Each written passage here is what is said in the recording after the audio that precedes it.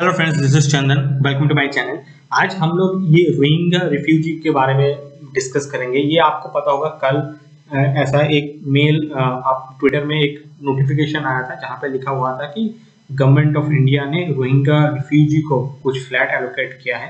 तो हम इस वीडियो में डिस्कस करेंगे ये जो न्यूज आया है इसका पीछे क्या क्या सिचुएशन अराइज हुआ है उसके बारे में डिस्कस करेंगे। रोहिंग्या एग्जैक्टली कहाँ से आता है और कौन सा रिलीजन है उसके बारे में हम डिस्कस करेंगे। उसके बाद एक बार देखेंगे गवर्नमेंट ऑफ इंडिया का क्या स्टांस है और एक बार देखेंगे ओवरऑल जो पूरा वर्ल्ड में रोहिंग्या का क्या स्टांस है।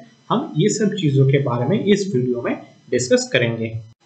देखिए, फर्स्ट ये जो रोहिंग्या का जो इशू है ना, ये एक्चुअली अराइज हुआ था। ये हरदीप सिंह पुरी, आपको पता होगा, ये गवर्नमेंट ऑफ इंडिया का एक यूनियन मिनिस्ट्री है for housing and urban affairs and petroleum and natural gas. और ये आपको पता होगा हरदीप सिंह पुरी एक फॉर्मर डिप्लोमेट भी रह चुका है, ठीक है। तो इन्हें एक्चुअली इंटरनेशनल रिलेशंस के बारे में थोड़ा मतलब जनरली ज्यादा ही पता रहता है। फिर भी एक्चुअली इनका एक ट्वीट है, देखिए ये आप थोड़ा इनका जो ट्विटर हैंडल है ना उससे थोड़ा आप जब नीचे जाएंगे आपको ये चीज पता चल जाएगा। एक मिनट में आपको दिखाता हूँ। हाँ, ये देखिए यहाँ पे बोला है कि India always welcome those who sought refuge in the country in the landmark decision Rohingya refugee will be situated to EWS flat। मतलब मैं आपको बोलता हूँ कि इन्होंने जो रोहिंग्या इशू है, मतलब आपको पता होगा रोहिंग्या को इंडिया में कुछ है, ठीक है जी, इलीगली वो लोग रहता है और वो लोग जनरली देखिए दिल्ली में ही रहेगा, क्योंकि देखिए उत्तर प्रदेश में योगी आदित्यनाथ का सरकार है, वहां पे तो नहीं होने वाला, ठीक है। इधर मध्य प्रदेश में नहीं होगा तो बिहार में कुछ है, ये बंगाल में कुछ है, उड़ीसा में तो नहीं होगा, वहां पे पटनायक जी वो सब करने नहीं देगा। तो ये लोग क्या है, दिल्ली में है। और क्या है कि दिल्ली गवर्नमेंट ने कुछ EWS फ्लैट इन्होंने एलोकेट किया था, ऐसा कुछ न्यूज आया था, ठीक है। अब ये इन्होंने क्यों किया था, देखिए यहाँ पे ना एक ये ANI का रिपोर्ट है, ठीक है। इन्होंने बोल दिया कि ये जो रोहिंग्या के लिए कुछ घर वगैरह का अरेंज किया है गवर्नमेंट ऑफ इंडिया ने।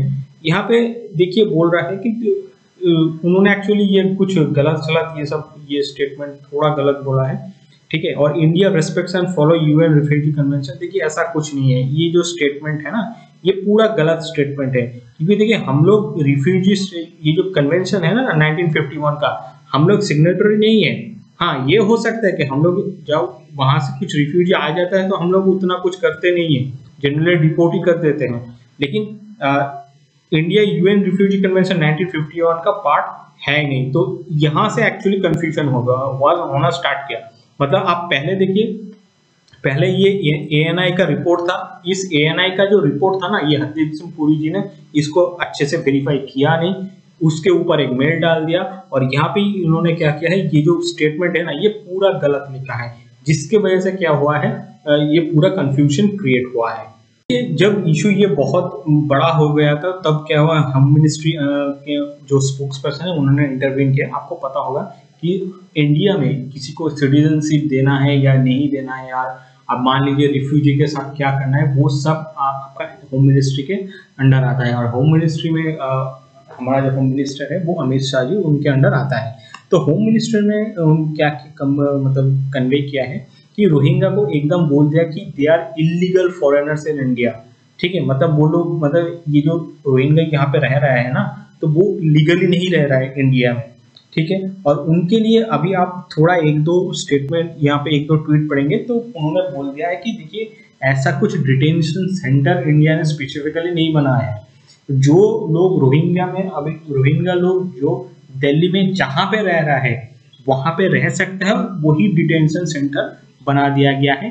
ये बाद में होम मिनिस्ट्री से एक क्लैरिफिकेशन आ गया, जिसके उसके बाद क्या हुआ, ये जो इशू है ना इसको थोड़ा दब गया है। देखिए आप इस चीजों को और थोड़ा डीप डाउन करेंगे ना, उसके बाद देखिएगा ये गौतम गंभीर का एक ट्वीट है। गौतम गंभीर अभी देखिए आपको तो पता होगा इंडिया के लिए खेलता था, लेफ्ट हैंड बैट्समैन था, ओपनर। उसके बाद ये ऑनरेबल मेंबर ऑफ पार्लियामेंट है, मतलब इन्होंने MP है। तो इन्होंने एक जो ट्वीट दिया ना, यहाँ पे एक्चुअली जो ये इनका जो ट्वीट है उसका मतलब यही है, जो ये आम आदमी पार्टी का जो गवर्नमेंट है ना, इन्होंने क्या किया था रोहिंग्या के लिए, वो घर वगैरह इसका डिमांड किया था, और वो अराउंड 2017-18 उस टाइम पे किया था। ठीक है, और वो होम मिनिस्टर के पास देखिए ऐसा वो रिक्वेस्ट गया तो था, लेकिन उस पर जाके होम मिनिस्टर के पास जब वो रिक्वेस्ट गया, होम मिनिस्टर ने क्या किया, कुछ उसके ऊपर एक्शन नहीं लिया। ठीक है, और शायद एक दो दिन पहले ना एक मीटिंग हुआ था, और उस मीटिंग के बारे में रोहिंग्या का क्या करना है, ये सब चीजों के बारे में देखना था। और तब ANI ने क्या किया, उस मीटिंग सिर्फ उनको पता था कि मीटिंग होने वाला है, और मीटिंग शायद वो खत्म भी नहीं था। ANI ने क्या किया, वो जो गलत सलत एक मतलब वो कॉपी पेस्ट करके तोड़ मड़ोड़ के चीजों को सबके सामने बोल दिया कि गवर्नमेंट ऑफ इंडिया ने रोहिंग्या को वो फ्लैट देने की बात किया था, लेकिन ऐसा कुछ हुआ भी नहीं था। तो ये जो पूरा जो इशू आया था ना, इसमें मुझे लगता है कि ये जो आप गवर्नमेंट है, आप गवर्नमेंट और ये ANI दोनों मिलके ये चीज किया है। मतलब ये तो गौतम गंभीर का जब आप ये सब चीज पढ़ेंगे ना, तब ये आपको समझ में आ जाएगा। अब देखते हैं कि रोहिंग्या का ओवरऑल वर्ल्ड में क्या सिचुएशन है और इंडिया में क्या सिचुएशन है, हम इसके बारे में थोड़ा देख लेते हैं। देखिए, आपको जब ये कंट्रोवर्सी तो समझ में आ गया, हम अब देख लेंगे कि ये जो रोहिंग्या है ना, ये एक्चुअली रखाइन स्टेट म्यांमार का एक रीजन है। देखिए म्यांमार इतना बड़ा स्टेट है, इसका एकदम जस्ट इधर देखिए, ये वाला जस्ट बांग्लादेश के साथ यहाँ पे है, ये रखाइन प्रोविंस है, और रखाइन प्रोविंस में मेजोरिटी पीपल क्या है, वो मुस्लिम है। और ये मुस्लिम का ओरिजिन कहाँ है पता है, ये बांग्लादेश से ही इधर गया है। ये आपको पता होगा, ये नोआखाली एरिया है, ये चिट्टागांव के पास रहता है, जहाँ पे वो बहुत ही हिंदुओं को मारा था 1946 में। जस्ट वो डायरेक्ट एक्शन डे, मतलब 1946 में तो देखिए कोलकाता में हिंदुओं को मारा था, स्पेशली लड़कियों को रेप किया था, वो इवन उनका जो ब्रेस्ट था ना, तो वो काट दिया था। तो वो सेम सिचुएशन ये नोआखाली में भी हुआ था। उसके बाद जब 1972 में इवन हिंदुओं को बहुत बुरी तरह से पाकिस्तान और बांग्लादेश ने मिल के मारा था। तो अब यही कुछ लोग बांग्लादेश में जो लोग थे ना, तो वो जब ये रोहिंग्या यहाँ पे आ गए रखाइन स्टेट में, और इन्हें रोहिंग्या बोला जाता है। और म्यांमार में क्या किया, म्यांमार का आर्मी ने ये रखाइन स्टेट में एक्चुअली ये जो मुस्लिम था ना, इन लोगों को मारा था, क्योंकि ये आपको पता होगा, ये जो कम्युनिटी है ना, ये रेडिकलाइज्ड कम्युनिटी है। ठीक है, और मोस्टली क्या होता है कि पाकिस्तान से इन लोगों का बहुत अच्छा रिलेशन रहता है। और आप बोल लीजिए पाकिस्तान का जो इंटेलिजेंस सर्विस एजेंसी होता है ना, ISI, वो उनका इन्फ्लुएंस रहता है। तो उनके इन्फ्लुएंस से क्या करता है, ये बांग्लादेश में भी रेडिकलाइजेशन करवाता है, और ये म्यांमार में वो रेडिकलाइजेशन, उसके बाद होता है ना कि बॉम्ब से उड़ा, मतलब होता है कि वो सेल्फ बॉम्बिंग ऐसा कुछ होता है, मतलब वो बैन लेता है, और अल्लाह के नाम पे आई थिंक, मतलब वो उनका जो रिस्पेक्टेड भगवान है उनके नाम पे ये कुछ गलत सलत काम करता है।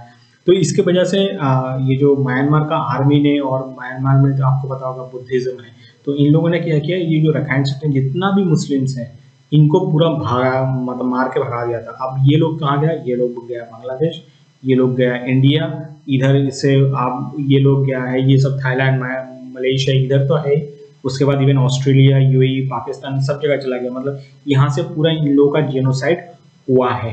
तो इसके वजह से क्या हुआ है, कुछ पीपल यहाँ से भी जाके इंडिया में भी, स्पेशली वो दिल्ली में अभी रह रहा है। देखिए रोहिंग्या का कंट्रोवर्सी और उनका जो ओरिजिन, ये समझने के बाद देखिए आपको पता, जैसे मैंने आपको बोला, एक्चुअली ये जो काम उनको भगाया था ना, उनका जो कंट्री म्यांमार से, ये म्यांमार का जो आर्मी है, आपको पता था, इसके वजह से म्यांमार के ऊपर इवन सैंक्शन भी लगा हुआ है।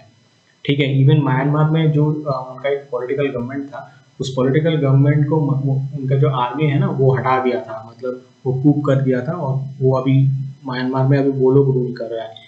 तो जिसकी वजह से USA ने उनके ऊपर बहुत सैंक्शन लगा दिया। अब म्यांमार के ऊपर सैंक्शन काम करता नहीं है, क्यों नहीं करता है, क्योंकि देखिए म्यांमार में किसी का भी गवर्नमेंट हो, इंडिया और चाइना दोनों मिलकर क्या करता है, म्यांमार में जितना उनको कुछ चाहिए सब देता है। तो जिसके वजह से क्या होता है, उनको कुछ फर्क पड़ता नहीं है कि कौन सैंक्शन USA सैंक्शन लगाए ना लगाएगा, कुछ फर्क पड़ता नहीं है।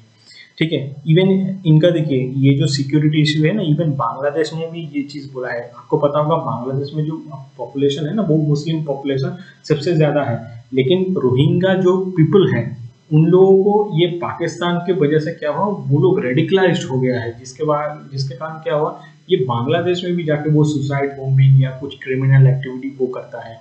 इवन आप जब इसको जाएंगे ना इसमें ये ऑस्ट्रेलिया का एक न्यूज़पेपर है द गार्डियन, उसमें भी बोला है कि रोहिंग्या का सच में जहाँ जहाँ वो लोग रहता है वो क्या करता है, वो जितना भी क्रिमिनल एक्टिविटी है वो सब ये लोग करता है। इसके बाद देखिए गवर्नमेंट ऑफ इंडिया का क्या स्टांस है। देखिए गवर्नमेंट ऑफ इंडिया का क्लियर स्टांस है इसके बारे में। फर्स्ट ऑफ ऑल एक चीज याद रखिए, हम रोहिंग्या यहाँ पे जो रह रहा है वो इलीगली रह रहा है, ठीक है। और मैं जब जैसे आपको बोला पूरा वर्ल्ड में रोहिंग्या कम्युनिटी जो पीपल है ना वो बहुत ही रेडिकलाइज्ड है, जिसके कारण क्राइम रेट उनके अंदर बहुत ज्यादा है। इवन आप ये चीज देख लीजिए, जो एनआईए है ना, एनआईए आपको पता होगा मुंबई में जब बॉम्ब ब्लास्ट हुआ था उसके बाद बना था, उसके वो लोग क्या किया है, ये जो असम में ह्यूमन ट्रैफिकिंग होता है ना, तो वहां पे देखिएगा ये रोहिंग्या इशू है, मतलब रोहिंग्या का पीपल उसमें भी इन्वॉल्व रहता है। उसके बाद देखिए ये एक्चुअली लोकसभा में खड़े होके गवर्नमेंट ऑफ इंडिया ने बोला था कि देखिए इलीगल जो रोहिंग्या कम्युनिटी है वो नेशनल सिक्योरिटी, जो हमारा नेशनल सिक्योरिटी उसके लिए एक थ्रेट है। तो पूरा ओवरऑल इंडिया में भी, और आप मान लीजिए बांग्लादेश, कहीं पे भी, इवन पाकिस्तान, बहुत जगह में ये जो रोहिंग्या कम्युनिटी है इनको एक थ्रेट माना जाता है। फ्रेंड्स, आपसे विदा लेने का समय आ गया है। नेक्स्ट वीडियो में आपसे फिर मुलाकात होगी, तब तक सेफ रहिए, अपने परिवार का ध्यान रखिएगा, and thank you guys for watching my video.